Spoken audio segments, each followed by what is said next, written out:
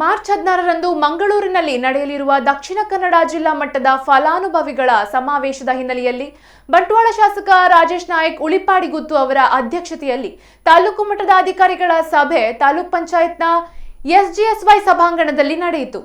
ಸಭೆಯಲ್ಲಿ ಪ್ರತಿ ಇಲಾಖೆಯಿಂದ ಬರುವ ಫಲಾನುಭವಿಗಳ ಮಾಹಿತಿ ಪಡೆದ ಶಾಸಕರು ಅಧಿಕಾರಿಗಳು ನೀಡಿದ ಸಂಖ್ಯೆಯ ಕುರಿತು ಅಸಮಾಧಾನಗೊಂಡರು.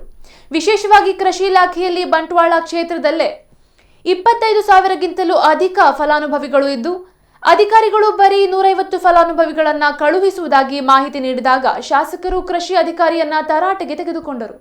ಹಿಂದೆ ಪ್ರಧಾನಿ ನರೇಂದ್ರ ಮೋದಿ ಅವರ ಕಾರ್ಯಕ್ರಮಕ್ಕೆ ಫಲಾನುಭವಿಗಳನ್ನು ಕರೆತರುವ ಜವಾಬ್ದಾರಿ ಅಧಿಕಾರಿಗಳಿಗೆ ನೀಡಲಾಗಿದ್ದು ಆದರೆ ಜನ ತರಲು ತಾವು ಸಂಪೂರ್ಣ ವಿಫಲರಾಗಿದ್ದೀರಿ ಎಂದು ತಿಳಿಸಿ ಈ ಬಾರಿ ಈ ರೀತಿಯಲ್ಲಿ ಆಗದಂತೆ ನೋಡಿಕೊಳ್ಳಬೇಕು ಎಂದು ಸೂಚನೆ ನೀಡಿದರು. ಸಭೆಯಲ್ಲಿ ಬೂಡ ಅಧ್ಯಕ್ಷ ದೇವದಾಸ್ ಶೆಟ್ಟಿ, ತಾಲೂಕ್ ಪಂಚಾಯತ್ ಇಒ ರಾಜಣ್ಣ ಹಾಗೂ ವಿವಿಧ ಇಲಾಖೆಯ ಅಧಿಕಾರಿಗಳು ಉಪಸ್ಥಿತರಿದ್ದರು.